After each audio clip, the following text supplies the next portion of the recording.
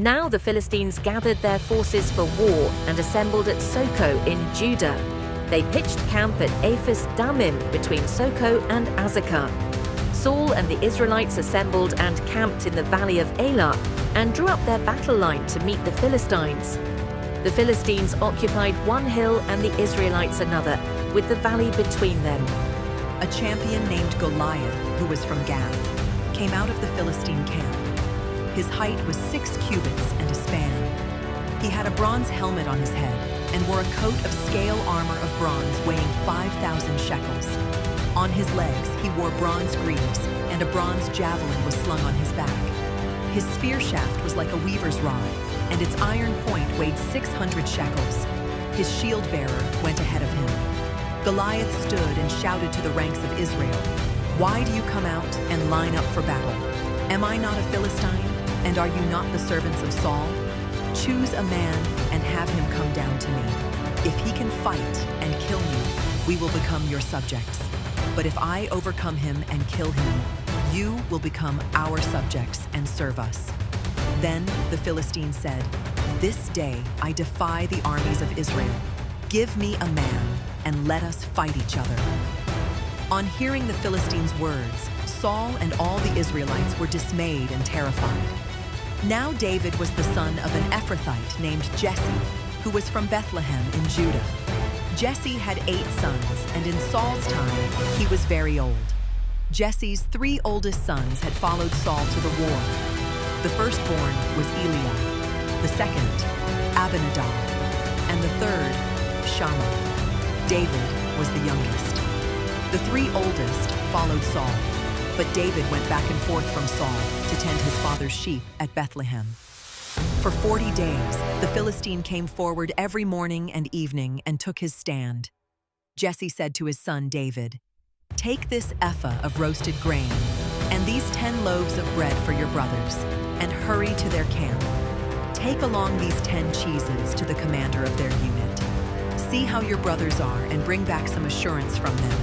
They are with Saul and all the men of Israel in the valley of Elah, fighting against the Philistines." Early in the morning, David left the flock in the care of a shepherd, loaded up and set out as Jesse had directed. He reached the camp as the army was going out to its battle positions, shouting the war cry.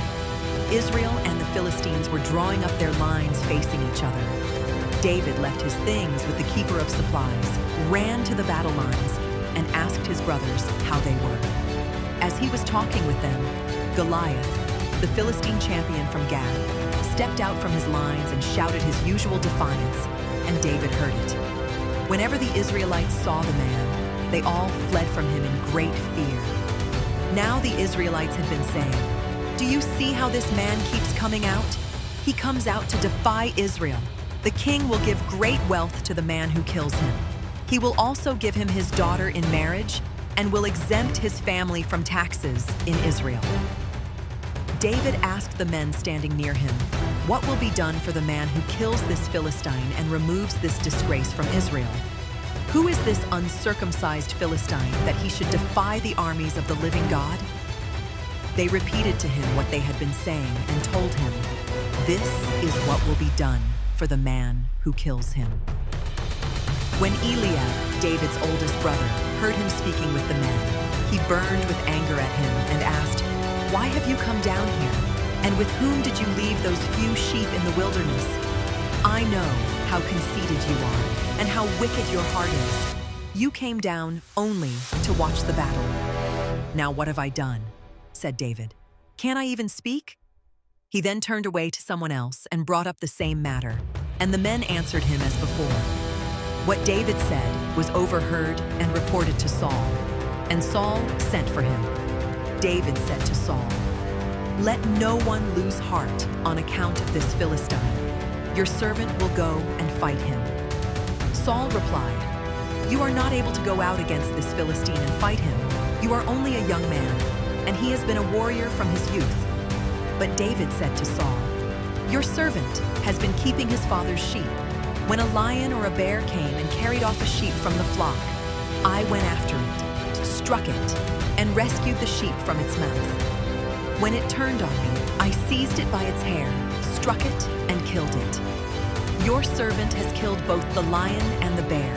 This uncircumcised Philistine will be like one of them, because he has defied the armies of the living God. The Lord who rescued me from the paw of the lion and the paw of the bear will rescue me from the hand of this Philistine." Saul said to David, "Go, and the Lord be with you." Then Saul dressed David in his own tunic. He put a coat of armor on him and a bronze helmet on his head. David fastened on his sword over the tunic and tried walking around, because he was not used to them. "I cannot go in these," he said to Saul, "because I am not used to them." So he took them off.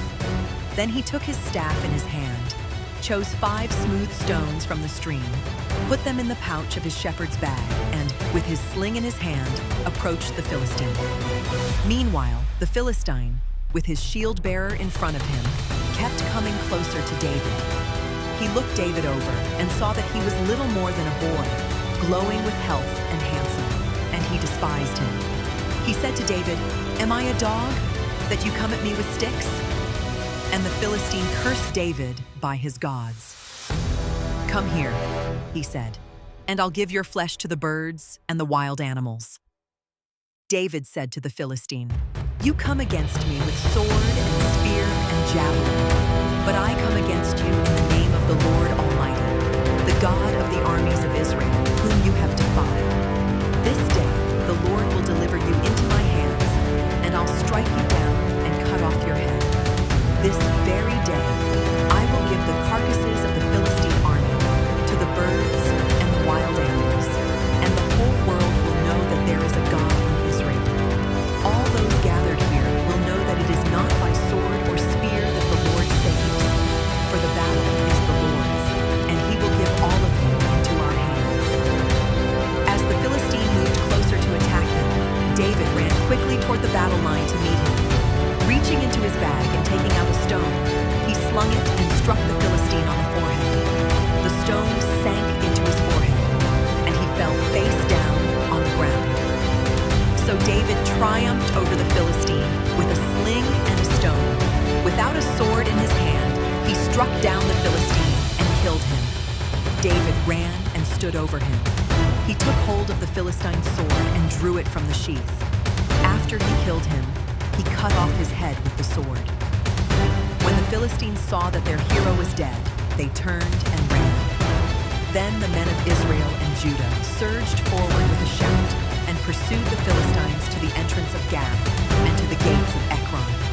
Their dead were strewn along the Shaaraim road to Gath and Ekron. When the Israelites returned from chasing the Philistines, they plundered their camp. David took the Philistine's head and brought it to Jerusalem. He put the Philistine's weapons in his own tent. As Saul watched David going out to meet the Philistine, he said to Abner, commander of the army, "Abner, whose son is that young man?" Abner replied, "As surely as you live, Your Majesty, I don't know." The king said, "Find out whose son this young man is." As soon as David returned from killing the Philistine, Abner took him and brought him before Saul, with David still holding the Philistine's head. "Whose son are you, young man?" Saul asked him. David said, "I am the son of your servant Jesse of Bethlehem."